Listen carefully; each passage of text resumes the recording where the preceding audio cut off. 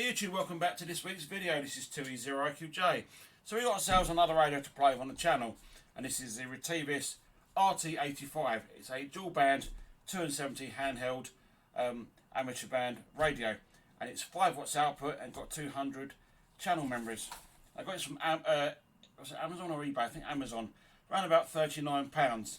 There we go. Retevis RT85, voltage 7.4 DC, frequency VHF, and from Shenzhen Retevis from China, SKU A9195B. Now this is chirp compatible, however the driver is in its alpha or beta stages, so I couldn't get it to work first of all. I had to just turn the radio off, turn it back on again, and it programmed up just fine. So what do we actually get in the box? We got ourselves the instruction manual there. Now this is in English, French, German, Italian and Espanol there, as you can see there. Let's go down, you see there. And it's quite a good manual actually, it's in quite good English. Normally you get these manuals and they're in Chinglish, and it tells you a bit about the radio there. Dot matrix display, multiple key types for key lock settings, dual band, dual weight, dual standby, 70/50 Hz tone, and so on. It does CTCSS. What's that? Remote stun, kill and activate.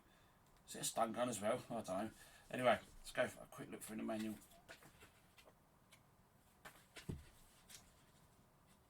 I'll whack the camera just then.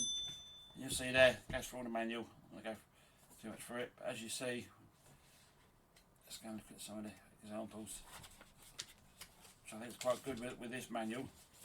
You can see there, it shows you on what the screen does by doing 27, 28, all the different modes there. There you go. That one. We get a warning manual, like you get of everything, but do you ever read them? We get the antenna itself, which is a, there you go, one of them antennas, 136 to 174 and 400 to 470. We got the battery.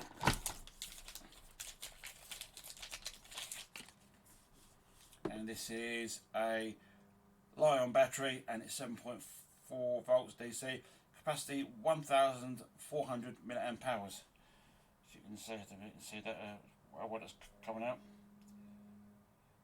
There we go. We got ourselves, like you all get with the radios, I use them on some radios but not on all. We got ourselves a clip there for your belt. Last time I had a belt clip on one of my radios, it was the Alinco PMR. I sat down on a chair, forgot the radio was there, and smashed this off at the back, and can't put another clip on the back unless I get myself another radio. It's the clips actually clipped onto there. It's not screwed on, it was just clipped onto the back of the radio, not onto the back of the battery. We got ourselves the radio itself. Oh, not the camera again. And then we got the RT85, there we go. Like I said earlier, this is compatible with chirp, but I did need to turn the radio off and turn the radio back on again to actually get it to work. So let's put the battery in. You'll see when we turn the radio on, it's displaying the frequencies and not the channel names. I wanted to display the channel names.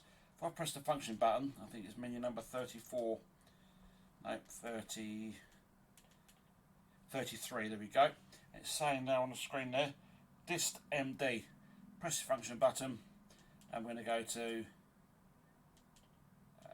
let's try MR. Back out, there we go.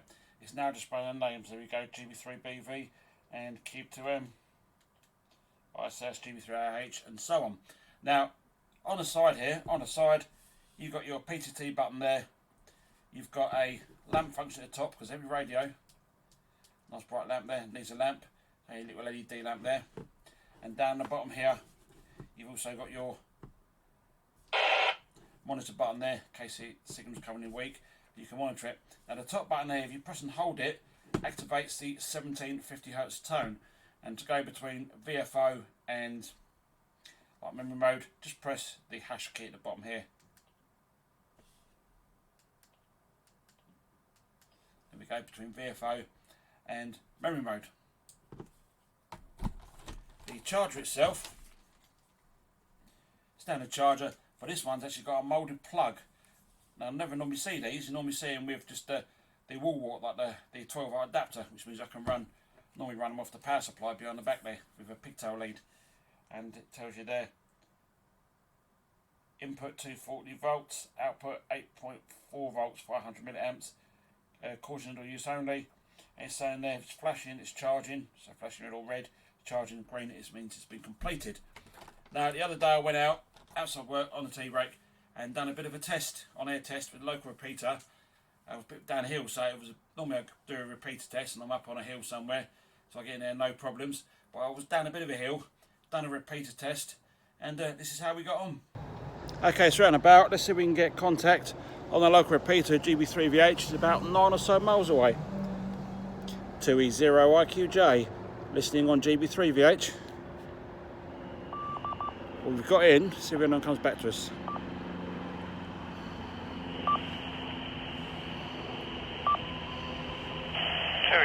IQJ from G4CQU, Golf 4 Charlie Quebec uniform. Lovely. Yeah, Golf 4 Charlie Quebec uniform. Good afternoon, name's is Jez, Juliet Echo Zulu. Just testing out a new radio. How's the audio sound? Running a retevis RT85 there. Back to you. Yeah, okay, Jez from G4CQU. Yeah, audio sounds good. Lovely. Deviation maybe could be slightly more, but it's perfectly clear and sounds good. Name here is Chris, located northwest near Pinner, northwest London. Okay, so there we go. We've done a quick on-air test to a local repeater about 9 miles away, which was GB3VH, and we spoke to it, managed to get a contact. I'm going to get my mate Steve, who might have been on the way in from work, but someone else come through, which was good. Nice different people on the radio. So over the next couple of weeks I'm going to be playing with this radio, seeing what it can actually do, whether it's going to outperform Baofeng. It's quite a rugged radio. I'm going to charge it up now because it's the battery, as you see on the screen here. There you go. You can see that. That is running low. I'm going to plug it back into chirp and see if I can get rid of the RT85 on the screen and put my call sign on there, my name, like I do with the other Baofengs. I'm sure you can. I'm sure over time you'll get the full driver support for chirp. I literally just plugged in the cable because I'm a Linux user. Downloaded latest version of chirp, able to read the radio. Didn't work first of all, just turn the radio off, turn it on, and it read the radio. On the side here you've got your standard Baofeng Kenwood connection there, so it will work with it should work with the Baofeng microphones, and it should also work with my Kenwood VCH1 or VHC1 commander thing where I can send pictures across the airways. I have to try that at some point. Anyhow, if you found the video of some use, you know what to do, give it a thumbs up. If you like watching ham radio videos, then consider subscribing. On a Monday we do ham radio videos. Wednesday, I haven't done it for 2 weeks, but I'll be doing one this week hopefully. We'll be doing Linux Wednesdays. I'm doing one about Linux Multimedia Studio, which is like a music production software for Linux. So we're showing how to install VST plugins and stuff like that hopefully. And on Friday we do vintage tech, because I've got quite a lot of vintage tech here in the shack. And what did I show last week? Oh, Pong clone. So yeah, I've got quite a few Pong clones in the shack here. And I've got a load of old computers to show and everything on Vintage Fridays. So if you like all that sort of stuff, consider subscribing.